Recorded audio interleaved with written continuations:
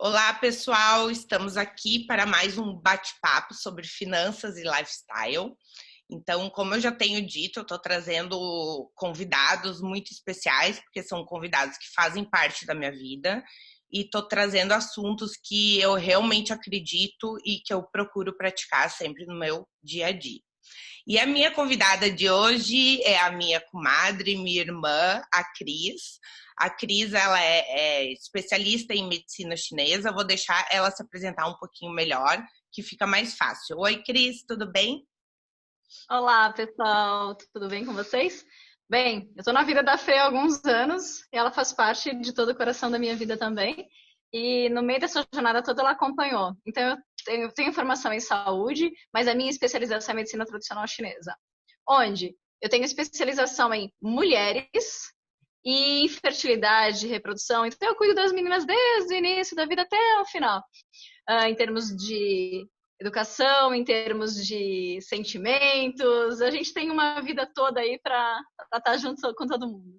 E vamos lá, primeira pergunta. Como o meu canal, meu Instagram, eu sempre busco trazer todo o conteúdo, tudo que a gente fala voltado a finanças, como é que a gente pode pensar numa relação do que tu faz, do bem que tu proporciona às pessoas, Cris, para o mundo financeiro, para a educação financeira, para a nossa organização, e obviamente para o bem-estar. O bem-estar eu acho que é uma relação lógica, não precisamos ficar discutindo aqui que todas essas alternativas aumentam o nosso bem-estar, mas como a gente pode pensar numa relação, numa melhoria do bem-estar financeiro, de uma organização financeira?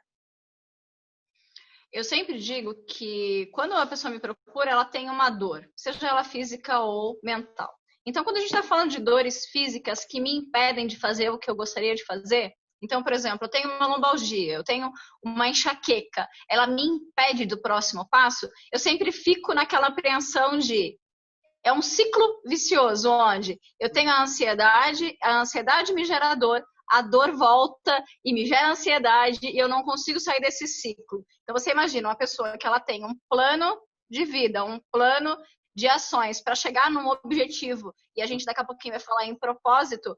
Como é que eu faço para vincular isso de uma forma onde eu amenize essa ansiedade, eu amenize essa dor, eu provoque um reequilíbrio energético na pessoa, onde ela se sinta melhor, e aí entra assim o bem-estar de maneira muito forte, para que eu consiga que ela execute o que tem que executar.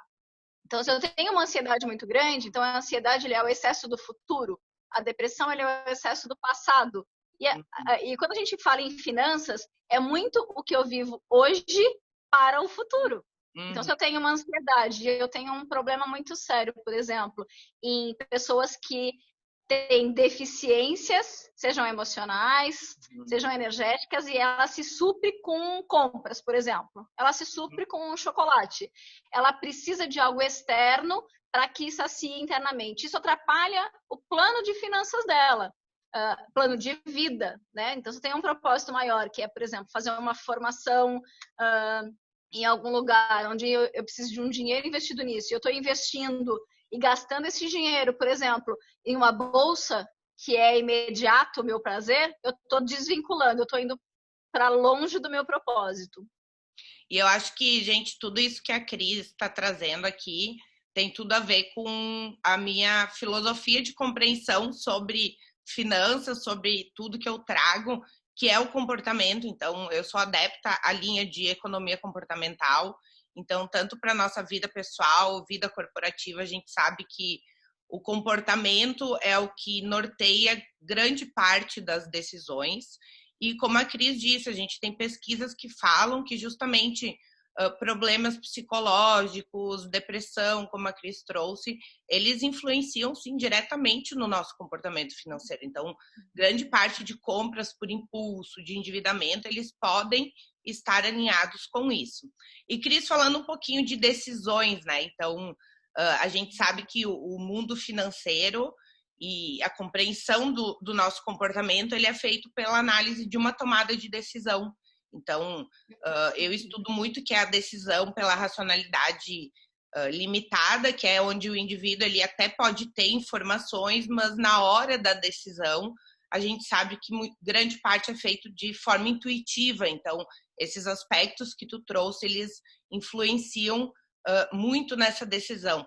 Fala um pouquinho para nós sobre a questão de decisões por medo, por necessidade, como tu pode auxiliar ou como tu auxilia as pessoas nesse sentido. Tá bem. Na medicina chinesa, eu avalio desde a hora que o paciente chega no meu consultório, eu já começo a avaliar o comportamento dele. Então, a forma com que ele caminha, o timbre de voz, se ele é muito agitado, se ele é uma pessoa que ela é mais que ela é mais quietinha, eu já começo a avaliar na entrada dele como ele me diz oi. Quando ele senta no meu consultório e eu avalio o pulso dele, eu consigo sentir a energia dos canais energéticos no pulso, nos 2 pulsos do paciente. E é muito engraçado porque o órgão responsável pela tomada de decisão, a pessoa que assim é decisiva, ela é decidida nas coisas, ela é rápida, ela é perspicaz, ela traz um planejamento já na mente. Quem faz o planejamento é o fígado. E quem executa esse planejamento, quem faz o funcionamento dele é a vesícula biliar. Então é muito engraçado porque geralmente, quem tem a tonacidade forte da vesícula biliar, ok, é uma pessoa que é decidida, que tem um plano de vida. E as pessoas que não têm muito, a vesícula está mais deficiente. Acontece que, quando eu tenho uma tomada de decisão por medo, então assim, eu por medo de perder um emprego, eu guardo todo o meu dinheiro. Eu por medo de acreditar no meu propósito de vida, eu não dou o próximo passo, eu não invisto no planejamento que eu acredito que seja suficiente. Então, quando eu fui para a China, ele exigiu um planejamento, e principalmente financeiro. Então, além de toda a vida, de todos os filhos que a gente tem, e tá aí todo o meu suporte que eu preciso para fazer isso, eu tive que ter muito em mente quanto eu teria que guardar, e aí vai ao encontro da live com a Carol, né, que a gente fez também, onde eu tenho um plano de vida, eu tenho um propósito de vida. O meu propósito é fazer a diferença na vida das pessoas. Então, se eu precisar investir dinheiro nisso, o meu dinheiro ele é direcionado para isso. Eu consigo fazer com que isso aconteça de uma forma muito centrada. As pessoas que não têm uma decisão e não têm um propósito, as coisas vão surgindo, vão literalmente caindo na frente dela e ela acha que aquele momento, aquele instante vai fazer com que ela fique feliz. Mas ela é uma felicidade instantânea. Eu brinco que é a felicidade do chocolate. Então, quando a gente come chocolate, aquele bolo, aquela recompensa pelo dia, você fala assim, uau, eu mereço, me permito agora, porque eu tive um dia difícil, eu vou beber porque eu preciso descansar, então eu estou buscando no vinho, eu estou buscando no chocolate, estou buscando na compra, as minhas escolhas não estão bem alinhadas com a minha mente. Né? Então, para o chinês, o Shen, que é o espírito, ele é onde eu formato quais são as importâncias, as prioridades da minha vida, qual é o plano que eu tenho que fazer para que eu consiga atingir o meu objetivo, o meu propósito. Gente, isso tem tudo a ver, de novo. Então, a minha ideia, justamente quando eu comecei esse projeto, era trazer coisas que a gente não vê muito por aí. A gente acha muitos canais que falam sobre planejamento, sobre educação, sobre dicas, sobre regras, mas o que eu acredito extremamente é que a gente tem que ter um equilíbrio na vida em todos os sentidos, cuidar da saúde mental, cuidar da saúde corporal. Então, quando a gente tem o equilíbrio de tudo, a tendência é dar certo. E eu sou extremamente apaixonada pela Cris, porque a Cris é muito estudiosa, muito esforçada, então ela justamente consegue ver a conexão de tudo que eu tô falando, e várias vezes a Cris atende em São Paulo, depois eu deixo o contato dela, mas toda vez que eu vou para São Paulo, e eu vou bastante, eu procuro ela e em questão de uma consulta, a vida já começa a acalmar. Eu digo, como ela falou, ela consegue identificar o perfil de cada um. Eu sou uma pessoa extremamente agitada, e no meu caso ela consegue fazer me acalmar. Então, no momento em que ela me acalma, eu consigo me reequilibrar e consigo enxergar as coisas com mais clareza, consigo ter uma compreensão um pouquinho melhor.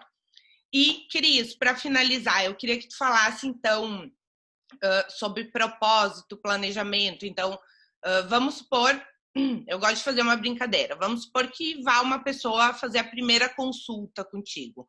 Então, como é que funciona?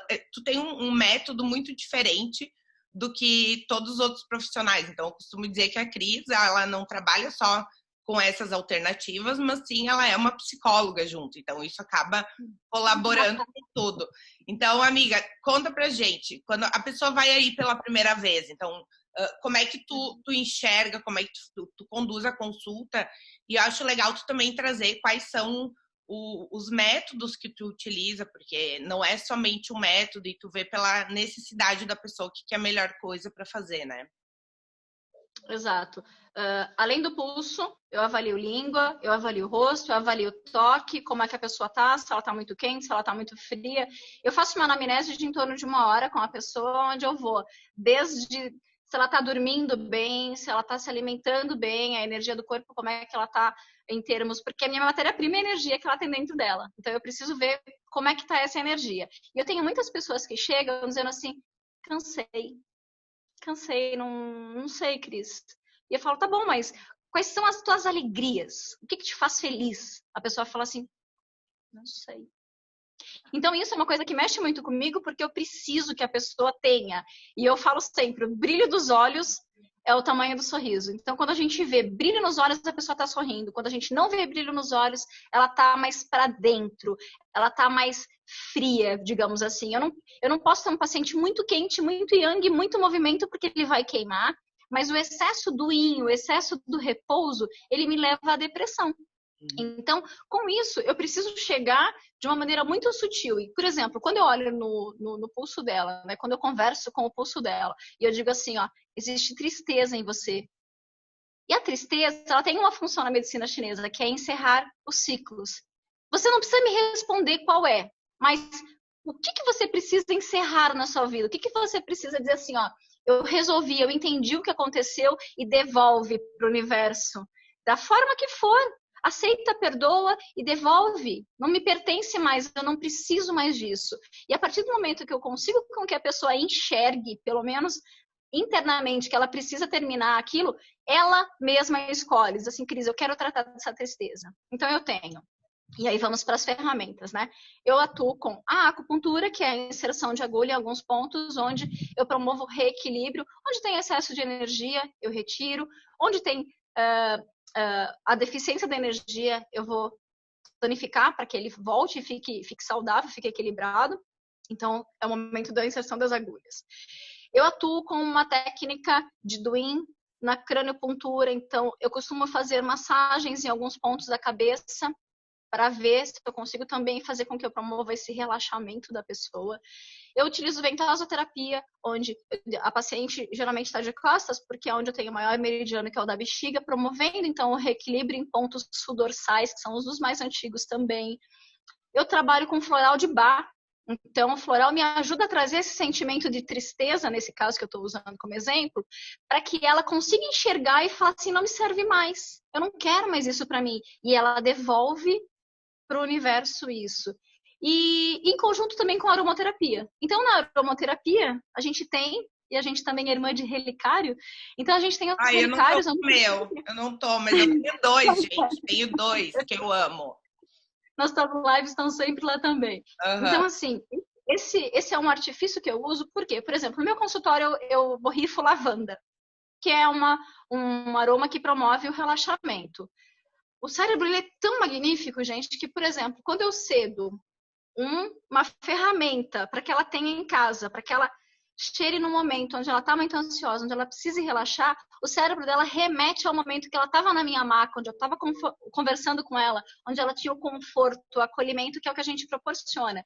Então, entra muito... as pessoas me chamam de bruxa, né? Porque quando eu converso com o pulso, eu digo assim, poxa, você tá triste. Ela fala assim, mas eu não te falei nada que eu tava triste. Então, a minha intenção é trazer à tona os sentimentos que estão incomodando, seja ele a ansiedade, seja ele a tristeza, seja ele o medo, seja ele a raiva, seja ele qual for. Então, cada órgão armazena, né, energeticamente esses sentimentos. Então, rapidamente, o fígado ele vai armazenar raiva e frustração. É aquela irritação, aquele movimento de dor de cabeça, aquele movimento de não conseguir dormir.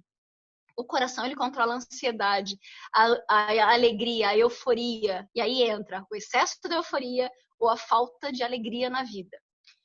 O baço e o pâncreas, ele basicamente é o do pensamento, aquela cabeça que nunca para. Pensando o tempo inteiro, o tempo inteiro. Só que eu tenho muitos casos que eu tenho uma cabeça que pensa muito, mas não executa. Então ela se frustra porque ela não consegue executar tudo que ela pensou. Ela não consegue entregar para amanhã porque ela não confia. Ela pensa muito e às vezes não executa. A parte do pulmão é onde eu guardo tristeza.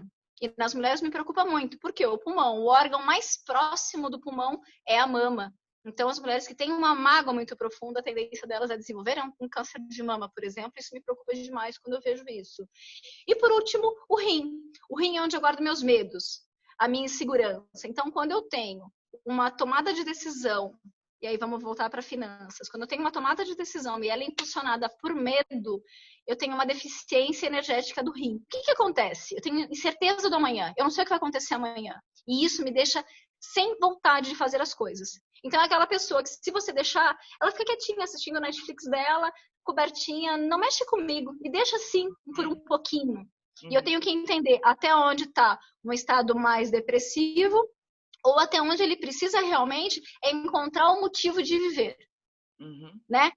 Uma coisa é, fico um pouquinho quietinha e volto no movimento porque meu corpo precisou de repouso. Outra coisa é, eu não quero sair do repouso. Então, são os 5 elementos que basicamente, que eu avalio e que eu atuo para fazer com que eu promova esse realinhamento energético, auxiliando a melhor tomada de decisão, a melhor disposição para fazer as coisas, porque a pessoa achou o propósito dela. Ok, descobri o que eu quero fazer da minha vida. E agora? Como é que eu faço isso? Aí eu vou ter um órgão que faz o planejamento, outro órgão que faz a execução, outro órgão que controla o meu medo, porque eu não posso ter o medo. E a borboletinha lá no estômago é bom porque ela me impulsiona, ela, puxa, vou fazer uma coisa diferente, vou fazer alguma coisa nova. Então eu não tenho medo do amanhã a partir do momento que eu confio, que eu acredito em mim, acredito nas minhas escolhas. E aí toda a questão financeira ela acaba voltando e você vê a aplicação dela em alguma coisa que realmente vai ficar feliz. Quantas vezes a gente vê pessoas que têm um carro maravilhoso, uma casa maravilhosa, que ela tem dinheiro, mas ela é tão pobre que ela só tem dinheiro. Então, acho que a medicina tradicional chinesa, e aí com todos os seus métodos e seus encantamentos, ela me proporciona essa facilidade, né, de tentar entender um pouquinho melhor e ajudar as pessoas a terem um equilíbrio melhor na vida.